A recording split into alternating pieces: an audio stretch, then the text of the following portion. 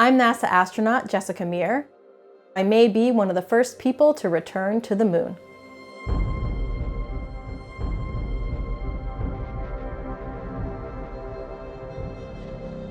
The Artemis mission has this stated goal of sending the first woman and the first person of color to the surface of the moon.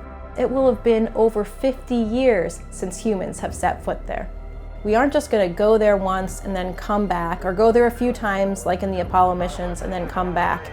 We're going to keep this presence going with a gateway program that will be an outpost in orbit around the moon. Think of it kind of like a little mini space station with subsequent missions of landings on the moon, and then eventually using all of that time and knowledge in those lunar missions as a springboard to go even further and go to Mars.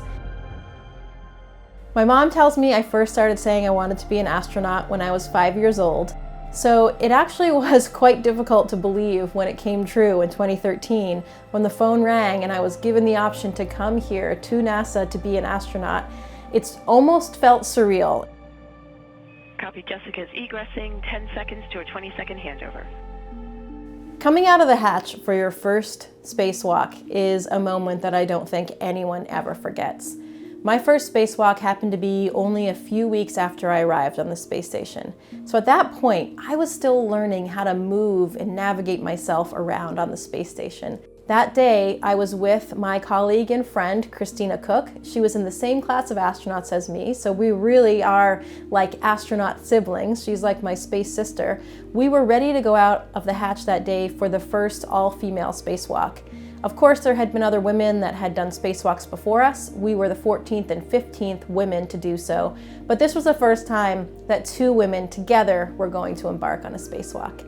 So there I am, and I'm looking down at my feet, dangling below the hatch, and then there is nothing else between this Earth spinning below and my feet. And that was just the most profound moment. I was just in awe and so excited. Just us up there. We're floating the whole time, going around our planet every 90 minutes. It was still, even though I was living it, even though I understood the science behind why I was there, it was still difficult to believe that it was actually happening. So it was really only after the spacewalk ended that I started thinking more about what it meant. And it was interesting because in the beginning I thought, why does it matter? Why is there so much attention being drawn to this first all-female spacewalk? It just happens to be the fact that right now there are two women going out the door. We're just as qualified as everybody else up here, and so it's just a matter of time that this would happen. But then when I started thinking about it differently, so many people tuned in to watch that spacewalk, and so many people started giving us this feedback about how inspiring it was for them and how much it meant for them. And that really took me a little bit by surprise. And I also started thinking more about the generations that came before us. So Christina and I, both of us, when we look at this now, we don't think about it as our personal achievement. We had that opportunity because of the generations of women and other minorities that had worked so hard, that had truly pushed the envelope and broken those glass ceilings to allow us to be where we were. So now, when we look toward the future and we look at the Artemis program, this administration has set forth the goal that we will be sending the first woman and the first person of color to the surface of the moon. Of course, I would be absolutely thrilled to be that person, to be one of these first people returning to the moon. And to me, it would represent so much. I know somebody asked me once what I would say, what would be those first words, like we have those famous first words from the Apollo mission. And that is something I would have to put a lot of thought into. I think to me it would be a little bit like how I described that first all-female spacewalk.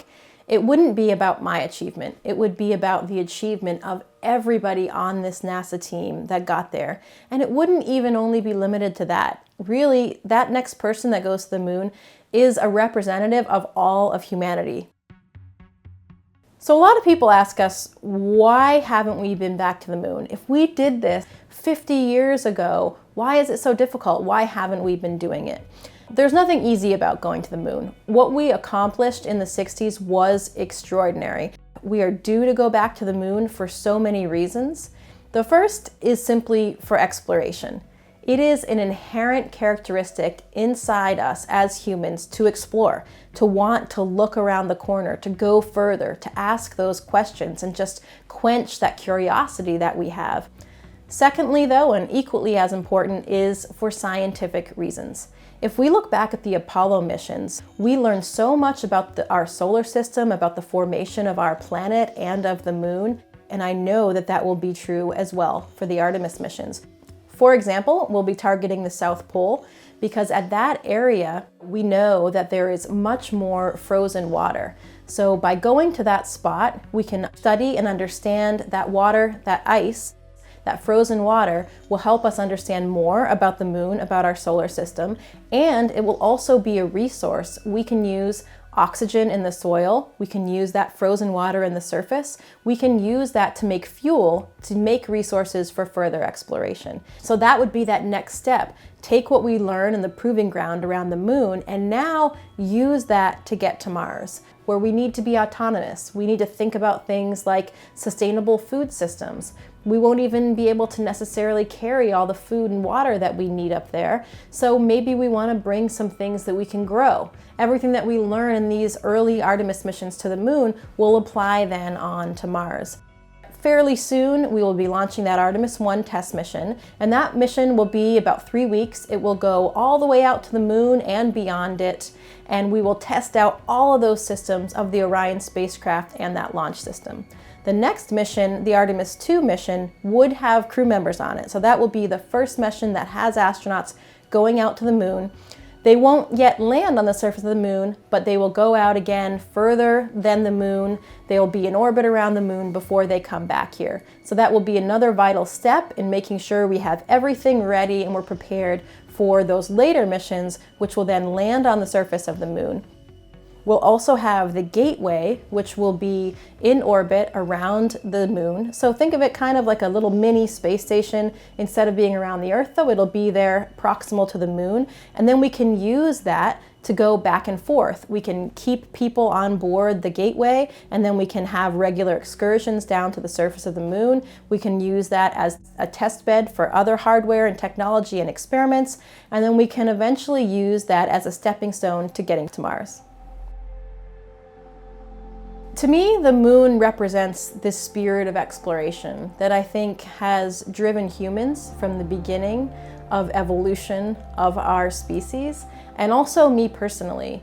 The stars, the Milky Way, the moon were so bright in our view, and I think that's something that really shaped part of my childhood, letting that natural scientific curiosity, that spirit of exploration, extend not only from what was in front of me on the ground, but also to what was lying up there above.